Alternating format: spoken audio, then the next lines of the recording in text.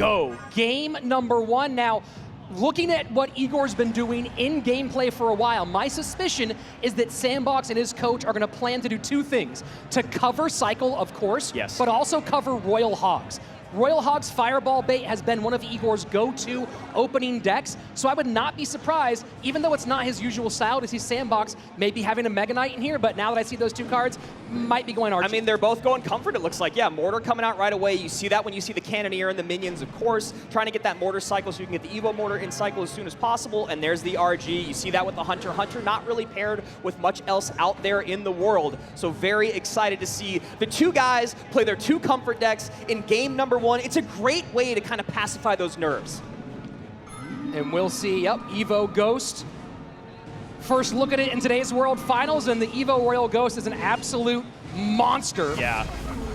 And I really enjoy this deck. I also really like the fact that recently things have changed in Clash Royale where you can have more than just one champion on the board. Obviously, the most recent placed champion is the one that has the ability. But this has made the Goblinstein come back into the meta a lot more. This has made Archer Queen pop back in. It's been really, really great to see multiple champions on the board and then watching the best in the world use that to their advantage. And a slight swerve here from Igor, as the ladder deck he's been playing was also a Mortar Miner deck, or we haven't seen a Miner yet, obviously. He was playing Mortar Miner Skelly King with Poison, also a Musketeer in that deck, so a little surprising to see maybe this adjustment, but also it's World Finals. You want to be less predictable.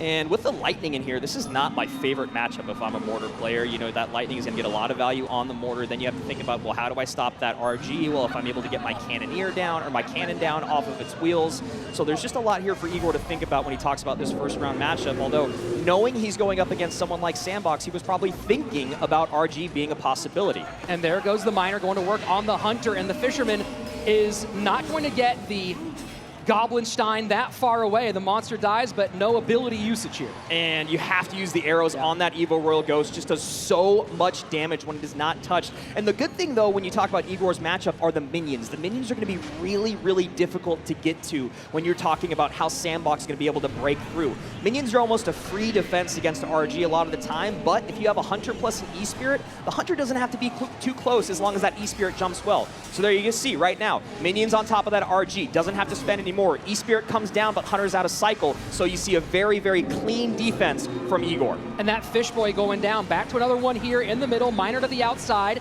Monster pulled to the center, but that Cannon cart on the left-hand side has to force out that Royal Giant. Little shake of the head from Igor in that interaction. Yeah, I mean, I think Igor probably was getting a little more focused on this defense than he wanted. He would have loved to hit that ability on the right-hand side because that monster got to the tower, but he knew he was maybe down a little bit in Elixir, and if he had done that, he'd be hurting, just kind of as he is right now. He's having to spend a lot defensively. 2481, the mark on the top right-hand tower of SANDBOX. Now the left-hand side starting to get some work from the Ghost. There's a King Tower activation, which could limit some of the damage from those miners as we go on. This deck that Igor is running a lot of times has lightning in it instead of arrows. Obviously, this is going to speed his cycle up a bit. We saw the arrows come out earlier to save that Royal Ghost Evo. But when you talk about the lightning, nice to clean up the Hunters. So Igor's just kind of have to pick and choose where he wants that spell value to come through as one of the first and second, maybe third. There it is. Third RG shot comes in. Now arrows come down. RG opposite lane. And SANDBOX has taken control of game number 1 with only 1 minute remaining. The risk-reward play does not pay off for Igor. Now, he might not have been able to get to that Mortar in time for the RG, decided to go to the right-hand side instead, but as we go into the triple Elixir final minute here in a Mortar Miner deck, Igor is in a lot of trouble. Yeah, I mean, the thing is, you know, basically you're counting only on Miner damage. You need that Mortar to defend, and then, like I said earlier, this deck runs Lightning a lot. That Lightning helps you take care of the Fish Boy. When you got that Goblin Monster coming across the bridge, if you can Lightning the Fisherman as soon as he's dropped, then you can actually get damage on top of tower. Having arrows, you don't have that ability. Final 30 seconds, lots on the left-hand side. Igor is forced to play defense here, cannot do much on offense, and I don't think there's a significant way for him to get this damage back. No, I mean, there really isn't. SANDBOX knows it. He's just got to keep up the pressure enough to where Igor cannot get a big push going, and that Fisherman just completely controls the board. It is such a nuisance, but if you, again, you talk about the Lightning, which is usually paired with the Goblinstein in this deck, not having that has been brutal in game number 1, and now our former 2019 World Champion, our former 2021 third place finishers, 2 Princess Towers, which feels pretty much like the number 1, Cannoneer maybe number 2, although that Chef does cause problems. Berserker out first, Hog for SANDBOX. So SANDBOX flexing some of those skills he said in cycle early on.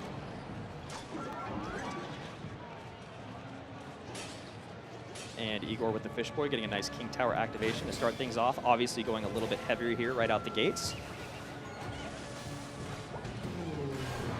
And the Monk. Monk finding decent targets so far. Obviously with the minions, that is a projectile. And when you talk about that Evo Furnace, it does okay. This Monk variation of RG, not as popular these days. It definitely has kind of gone to the wayside, but as we just saw, Igor playing the Royal Ghost in game number 1, which has become kind of the dominant version of RG, not available for him here in game 2.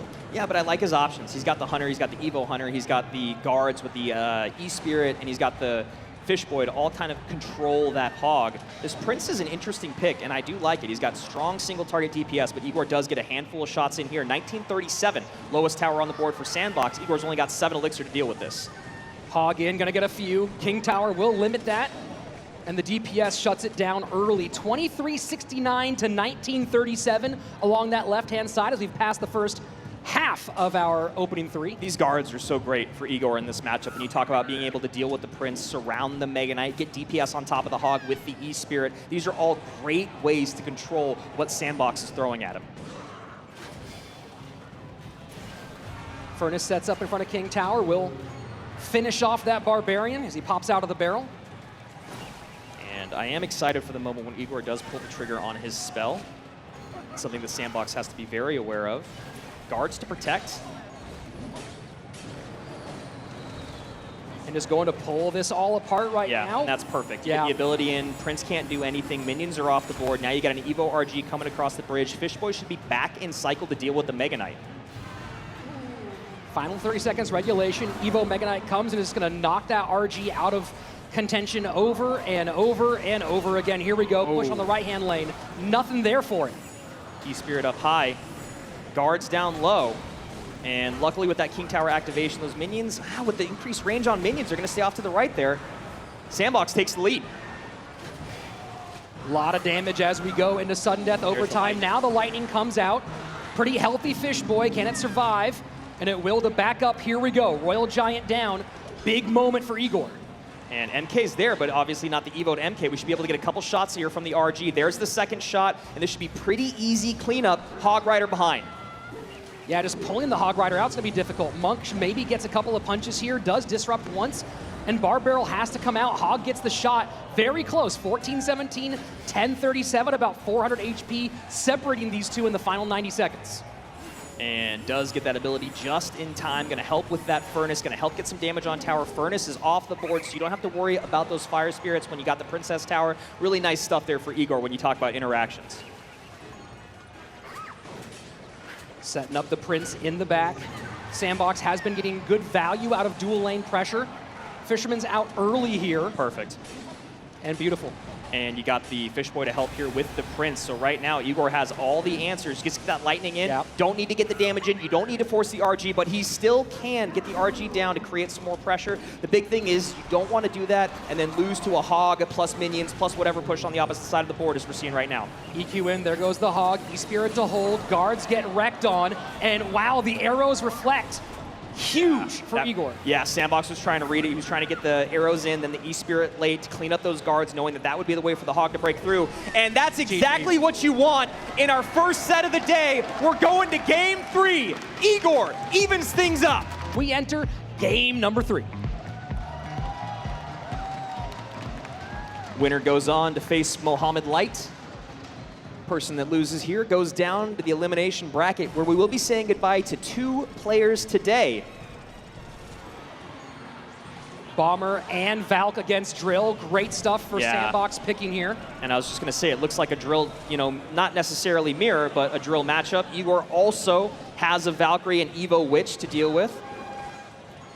And Archer Queen will do her job here in the middle. Ability activated.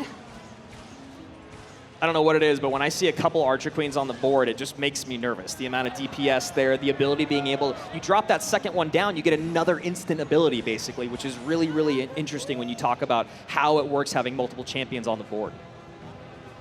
So both guys slowing down a bit as we get to 10, drill out, and SANDBOX cycling that snowball, wants to get the Evo variation in. Yep, and that's something that Igor is going to have to note and just recognize, okay, I have to keep track. Keeping track of snowball cycle when you are playing against drill is the most important thing to do, period. You have to know what to drop when that Evo snowball is in cycle so that you can double drop immediately. He's going to want to cover with something like Ice Spirit plus Skellies, have his log available, or the Valkyrie available after that. Go cheap in the beginning so that you can get the elixir and have it stay on the board, right? If you use Evo snowball against Skellies and Ice Spirit as opposed to Valkyrie, it's just a little bit different. So I'd like to see the Valkyrie drop second or the log drop second.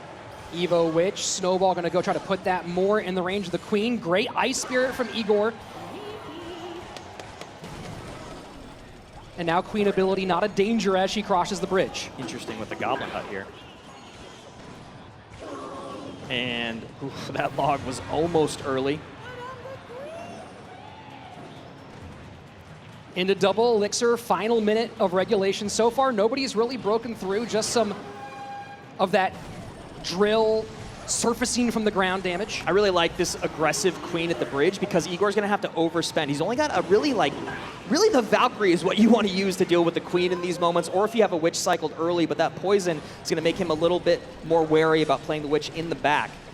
So nice aggressive play there from SANDBOX, and here's what we're talking about. Ice Spirit comes in early, Log comes in early actually, and now Igor just going to eat some damage there as he's trying to make something happen on the opposite side of the board, but Evo Valkyrie plus Bomber, and there is very little damage done by Igor.